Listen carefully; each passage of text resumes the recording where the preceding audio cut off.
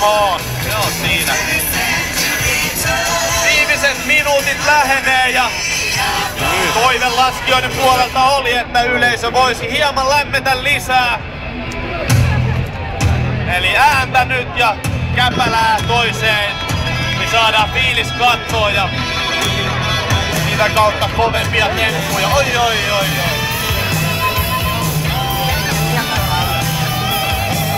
Edelleen henkilökunnalle viestiä, että siellä hyllyssä on yksi lauta irti, jota voisi käydä korjaamassa.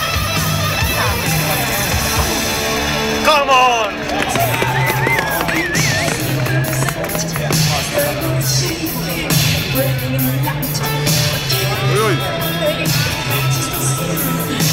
Eli niillekin, ketkä on vasta saapunut paikalle, kyseessä on JTS Rail Touri, 3. osakilpailu täällä Tampereella. Aiemmin on kisailtu Jyväskylässä ja Joensuussa ja nyt tää tuuri on rantautunut tänne tänne Hämeenhelmeen. 3 parasta laskijaa niin Newschool puolelta kuin Snukka puoleltakin menee Helsingissä järjestettäviin finaaleihin, jotka pidetään ensi viikolla.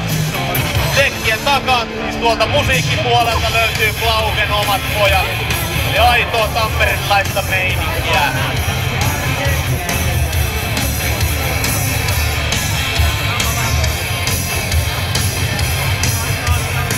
Ja jos joku ihmettelee, että mitä se mies siellä mikin takana puhuu Newschoolista, niin kyseessähän on siis tällaisilla Twin Tip. Lähellä